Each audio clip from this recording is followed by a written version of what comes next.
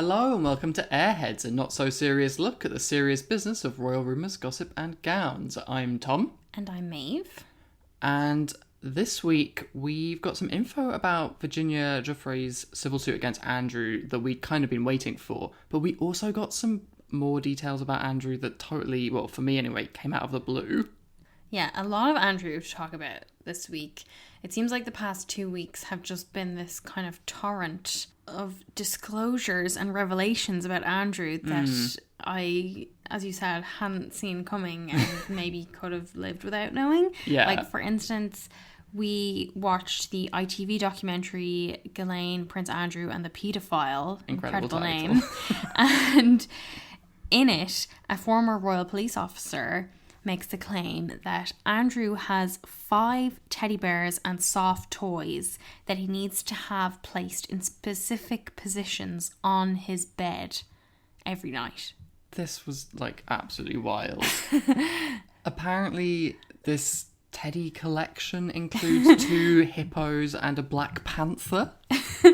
And this is, like, according to a royal source who has seen the handwritten guide of how Prince Andrew's bed should be made. What an incredible document. This led to a front page from The Sun, which has got to be one of my all-time favourite front pages from The Sun after the day free speech drowned in a paddling pool of olive oil. But this one features a diagram of these teddies on the bed with a little mugshot of Prince Andrew and the headline, Andrew's 6 in a bed, asterisk. And the asterisk reads, that's him and 5 toys. When Duke sleeps at Buckingham Palace, his demands include Teddy holding a heart, Teddy with necklace, cuddly black panther, squishy grey hippo, and another hippo on green blanket. And another hippo! Squishy grey hippo and another hippo. Who is neither squishy nor grey. And it also has the 3 cushions, Daddy, Ducks, and Prince. I don't like them. No. Not at all. No. But there is this laminated sheet, which is titled Duke of York Bed. Points for turn down and making the bed. DOY bed. That's what it says, actually. So apparently this was kept near his Buckingham Palace bedroom to instruct maids on how to place one small teddy and cushion in the turn down for him. So when he was living at Buckingham Palace, he had 2 maids, and one of them, who doesn't work there anymore, spoke to The Sun then after this documentary, and her name is Charlotte Briggs, and she revealed that the teddy collection was so big it took a whole day for her and for other staff to be trained in how to arrange the toys on his bed. And we bloody paid for that day's worth of training. And this woman, Charlotte, she's 47 now, but she was 21 at the time. God. And she said she had to spend an hour each day placing the toys in order on his bed. So half an hour in the morning and half an hour in the evening. She said, as soon as I got the job, I was told about the teddies, and it was drilled into me how he wanted them. I even had a day's training. Everything had to be just right. It was so peculiar. It was so odd. After all, he was a grown man who had served in the Falklands. But he absolutely loved the teddies and was very clear about how he wanted them arranged. I thought this was so funny because I did think it was really good to be reminded that, you know, this was what, like 25 years ago, over 25 years ago. This wasn't just like Andrew the total creep as we kind of know him now. This was much closer to kind of Andrew the dashing war veteran. Yeah, the war hero. Yeah, like this guy who served his country, but now I'm arranging his teddies on his bed for him. Well, the teddies were themed. So almost all of them were dressed as sailors. So they wore uniforms and caps. So he was kind of respecting the troops, really. Yes. Okay. And the biggest of the sailor teddies were put at the back of the bed, and then the rest would come in descending order of size. So you'd have the smallest at the front. In case any of you ever have to do this task or maybe would like to replicate it at home. But in the evening, she would have to take them off. So they had their place on the bed, but they also had, I guess, their nighttime place around the room. And she said his 2 favourite bears sat on 2 thrones either side of the bed. and then the others would sit at the foot of the bed on the floor. And I think she said she had to put some of them in like the fireplace to make them look pretty or something. But like this idea that he had these thrones either side of the bed that his favorite sailor bears would sit on. And I mean, I guess it shouldn't come as any surprise, but the fact he couldn't just like take the teddies off the bed himself when he wanted to go to sleep and like put them on his like weird little stools and stuff, like why couldn't he just do any of this stuff himself? It's ridiculous that we pay for this. But he doesn't live at Buckingham Palace anymore. He lives, as we know, in Royal Lodge.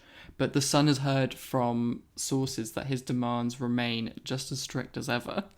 Yeah, and I think, you know, people made a big fuss about this teddy bear story, but he has spoken before about his collection of teddy bears. I think like 10 years ago even, he said his collection was up to 50 or 60 bears. Oh my God. And I wonder, you know, if he had talked about it, I mean, 10 years ago isn't that long, but if he had talked about it at the time, would people have seen this as like, oh, like that's just British eccentricity or something? Oh yeah, 100%. Whereas now, hearing about it, especially I thought like after we'd heard about the spitting image puppets that he allegedly used to molest young women and girls. Yeah. And now hearing this about the bears is just like, that goes beyond eccentric. It like casts the whole thing in a totally different light than if you were hearing about it, you know, a decade ago. Among the other Prince Andrew updates we heard was that he is now off social media.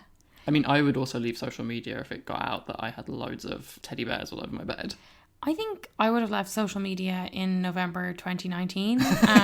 Yeah. It's strange that he held on to his accounts for this long, but his Twitter account has been deleted and his Instagram account was made private that day, but I checked and we were following him and it was still visible to us. But then I checked the other day and it appears to have been taken down since then. So even his fans can't see what he's up to anymore. I don't think he's up to very much, Tom, to be honest. But Prince William and Prince Charles were both asked about their thoughts on Andrew's position during engagements, separate engagements. And both of them completely blanked the question. Such awkward clips. We posted them on our Instagram if you haven't seen them yet. It was entirely unsurprising, but such a strange exchange. Yeah, I mean, the royals are like, well, famous in my mind anyway, for like totally blanking or ignoring any questions that they find difficult or they think will show them in an unflattering light. But it's good to have this kind of stuff on camera just to be reminded of like how much these people like, I'm sorry, but don't give a shit about, you know, like Virginia or any of the women involved in these allegations. Like, they only care about protecting themselves in this institution. I thought the Prince William one was particularly striking because he didn't hear the reporter the first time, so he asks them to repeat it. And then when he does hear the question, it's like this glitch across his face. And the woman staffer intervenes to say like, oh, we've got to move on. Yeah, and like, oh my God, the look on her face as she's like shaking her head at the reporter. Like, I can't believe what's got into you. What are you thinking? Like, he's a fucking reporter. This is the biggest story. It's way bigger than whatever they were actually doing. Where was this woman though when he was spouting off about being very much not a racist family? I feel like she could have edged in there and cut him off before that happened. Well, the New York Post had an exclusive in which multiple sources said Andrew will not travel to New York to give testimony in Virginia's civil suit. Yeah, and then we heard some other details about Andrew's alleged strategy. He is reportedly hoping to settle with Virginia, as we had expected, and palace officials said that he sees it as the least worst option, which is true. Yeah, honestly, the best he can hope for at this point. But we also heard this week his answer to her complaint, in which he requested a trial by jury. Yeah, so according to the Telegraph, Andrew submitted 11 reasons why the case should be dismissed. We're not going to go into all of them here, but they include the argument that Virginia's claims are barred by the doctrine of consent and by her own wrongful conduct. So this was something that was picked up by David Boies, Virginia's lawyer, and he commented on the answer in general, and he said, Prince Andrew's answer continues his approach of denying any knowledge or information concerning the claims against him and purporting to blame the victim of the abuse for somehow bringing it on herself. We look forward to confronting Prince Andrew with his denials and attempts to blame Miss Giuffre for her own abuse at his deposition and at trial. Yeah, and I think the point about consent is interesting as well. Like, given that Andrew has always denied that he ever met this woman and that he doesn't remember that photo being taken and anything to do with her at all. Yeah. So now if they're getting into the weeds with consent and all that, you wonder, is he possibly going to go back on that claim? Yeah. In the court document, which communicated all these reasons for requesting dismissal, Andrew's lawyers conclude, Prince Andrew hereby demands a trial by jury on all causes of action asserted in the complaint. And this was the real big headline from this, that Andrew was demanding a trial. And I think, you know, it's worth pointing out, as the lawyer Lisa Bloom, who has represented a lot of victims of sexual harassment and abuse, she said on Twitter that Virginia demanded a jury trial first. So, as she said, what does it mean that Prince Andrew wants a jury? Nothing. Virginia already requested in her complaint and she's entitled to it because only one side needs to ask. So this is likely just PR. And yeah, there's definitely some kind of spin here. I feel like it's being put out as though this is a defiant call for justice from a man who knows he has nothing to hide. But like, as Lisa Bloom says, in reality, this position and this language is his only option at this point. So, like, that is how these suits typically progress, no matter how much you try to cast him as, like, suddenly this, like, hero figure or something. Yeah, and it seems like it's pretty standard practice for someone in Andrew's position to request a jury trial like this. It doesn't seem like it's very unusual. Obviously, Tom and I are not lawyers or experts on this kind of stuff, but from what I've read around it, I don't think this really gives us any indication which way the case is going to go or really what Andrew's strategy is. I think it's still most plausible that he's going to look for a settlement. Yeah. And that's clearly what the rest of the royal family wants him to do. The New York Post had a piece saying that despite everything, Andrew was said to be in good spirits, according to one person who knows him in the UK. Jesus fucking Christ. But his family is a different story. Yeah, according to reports in the Mirror, senior royals led by Charles and Will are shocked that Andrew wants to fight his case before a jury and are trying to persuade him to settle it quickly. And a royal source told The Sun, after the car crash of Newsnight, no one thinks a 7-hour deposition is a good idea. If he were to appear in court, it would be many times worse, and senior royals were deeply shocked when they heard that he was demanding a jury trial. The best outcome for everyone is that this is settled as soon as possible. There are deep, deep worries that this will get worse and worse for the family and will overshadow Platinum Jubilee celebrations. Dun dun dun! Oh, it fucking does my head in. Sorry, like, they constantly go back to this. The, like, worries about it ruining the Queen's big party. Well, this is how you emphasise the Queen's position, Tom. Yeah, I mean... You make it Andrew versus the Queen, not the Queen is actually supporting Andrew by paying for his legal fees. It's just so stupid, though, because, you know, at the end of the day, it's trying to say, like, we want to celebrate the Queen's legacy, but we won't acknowledge that part of her legacy is her own son, you know? And her alleged actions in supporting him. Yeah, exactly. But the other big conversation amongst royal watchers this week was to do with the Sussexes and the kind of big elephant in the room, which is whatever happened to Archewell audio. This is something we've talked about a few times. You will probably remember that that was one of the first big deals that Prince Harry and Meghan made after they moved to America. It was with Spotify and it was worth around £18 million reportedly. The figure wasn't never confirmed, but that was what it was speculated to be. And as we have said before, there is this dedicated part of their Archewell organisation called Archewell Audio, which is described as an audio-first production company working in an exclusive partnership with Spotify to build community through shared experiences, powerful narratives, and universal values. But... yeah, like, they put out a Christmas special 13 months ago, and it did, like, seem to be exactly what Spotify would want from them. Like, I wasn't really into it. I don't think you were either. At all. You know, like, personally weren't into it. But it featured Harry, Meghan, you had Archie's laugh, so it was a bit of, like, personal kind of detail in it, and loads of both celebrity and non-celebrity friends. And needless to say, Sussex fans really loved it. Yeah, but there hasn't been anything since then. And in the past few months, and particularly this week, there was quite a furore over Spotify allegedly taking matters into its own hands over what's going to happen with Archewell Audio. And I think, we can just first set out, actually what happened was that Spotify posted a job listing for podcast producers that reads, "We're currently assembling a show team that will build and launch a new original show with Archewell featuring the voices of high-profile women." Yeah, and it seems like the plan is for a new weekly series, but the news blew up and both sides of the conversation have made it into this massive deal. Yeah, so on the sort of tabloid side of it, including from the Daily Mail, who were the first to run this story, this is taken as evidence that Spotify is running out of patience. They are taking matters into their own hands. And Daily Mail has been using phrases like Spotify takes action over Sussex podcasts.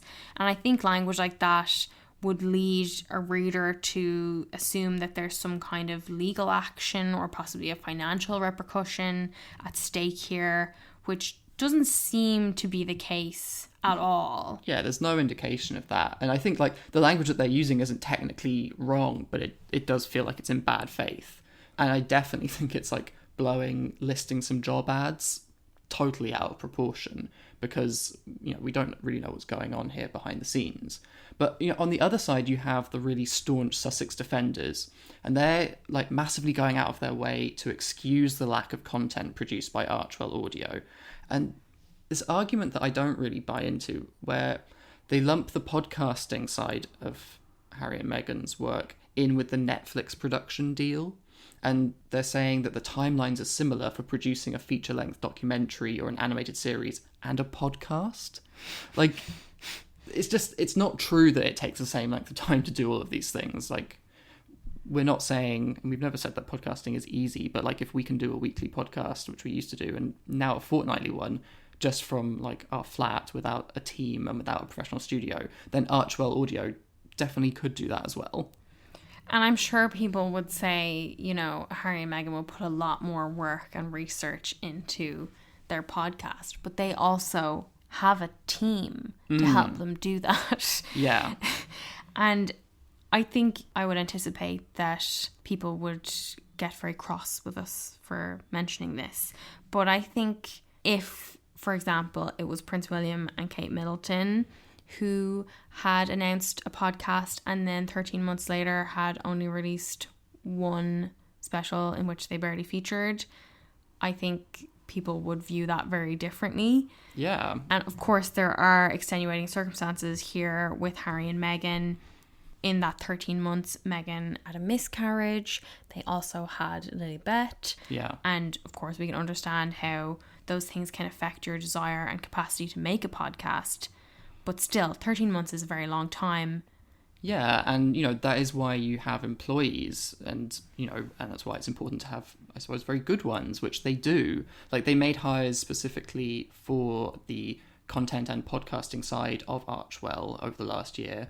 It includes Ben Browning, who produced Promising Young Woman, which is one of our favourite films from last year. He's head of content. So they have people who can kind of be driving and shaping what Archewell Audio is, regardless of Harry and Meghan's involvement. But aside from that as well, I think it's worth noting that Harry and Meghan didn't take those 13 months off work altogether. They were doing other work. Each of them have done talk shows, in-depth interviews, other podcasts. Meghan has written and published a book. Harry is also writing a book and does that Silicon Valley for profit mental health job. Yeah. They have been working, but if I was Spotify, I might be wondering why they aren't prioritizing the work they're supposed to do for me. Yeah, exactly. And I think anyone who's sensibly criticizing what's going on here is not saying that Harry and Meghan are too lazy to do a podcast. It's more Harry and Meghan have done a lot over a time when they've also had a lot of personal stuff going on. But why haven't they done a podcast? Because it's not that much work to do a podcast. I think that's kind of the issue here. But also, both sides of this conversation are making way too big of a deal out of it. as far as I can tell. Yeah, and I mean, nobody knows how Spotify actually feels about it. They might be delighted with what they've got going with Archewell Audio. I would just say, I personally don't think it's a great look for Harry and Meghan to have gone this long without releasing another episode, because every time I hear Archewell Audio, I think, whatever happened to that? Yeah. And that makes it feel like they didn't deliver on the promise of their podcast. Yeah. Which is not what we usually expect from Meghan. And it used to really be what kind of differentiated the Sussexes and the Cambridges back when they used to do kind of work together, or, you know, back when Harry and Meghan were in the UK, because we talked quite a lot on this podcast about how we felt like Harry and Meghan talked about things that, you know, they were launching imminently, or the things that they'd already done, whereas the Cambridges tended to kind of promise. A lot of preamble. Yeah, so I suppose that's why this sticks out to us in particular.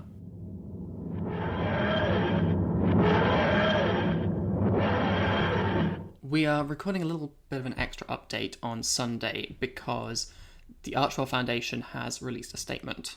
A spokesperson for Harry and Meghan said, "Since the inception of Archewell, we have worked to address the real-time global misinformation crisis. Hundreds of millions of people are affected by the serious harms of rampant mis- and disinformation every day. Last April, our co-founders began expressing concerns to our partners at Spotify about the all-too-real consequences of COVID-19 misinformation on its platform. We have continued to express our concerns to Spotify to ensure changes to its platform are made to help address this public health crisis. We look to Spotify to meet this moment and are committed to continuing our work together as it does." So this is in reference to the Joe Rogan podcast.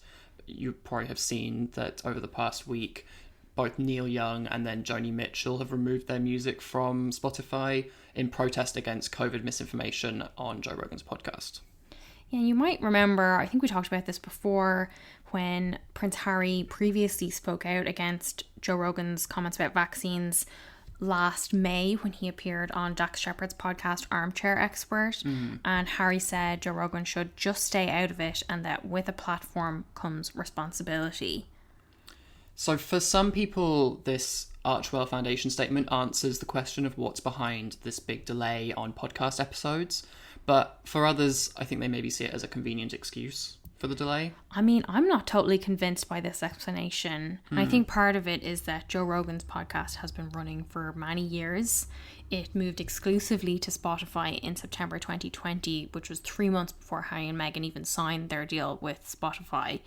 And, you know, over the years, his podcast has long promoted false claims, conspiracy theories. He's had many far-right guests on. It's been a sort of safe space for transphobic, Islamophobic, racist comments. This isn't a new problem. It may be the case that they see COVID misinformation as a more urgent issue than the other problems. That may be the case, but I do think you're going to have some skeptics saying that this is a way for Harry and Meghan to kind of cover themselves. I sort of feel like this statement leaves me with more questions than answers. Like, is this statement a way of threatening a boycott if Spotify doesn't act? Not sure how much there is to lose given they have only done one episode in 13 months. But could Harry and Meghan pull their contract with Spotify entirely? I mean, I'm not saying that Harry and Meghan need to, like, single-handedly solve Spotify's problem here, but I do think it would be a really good idea for them to follow up the statement with some kind of action, because I think it would just make it all feel a bit more meaningful.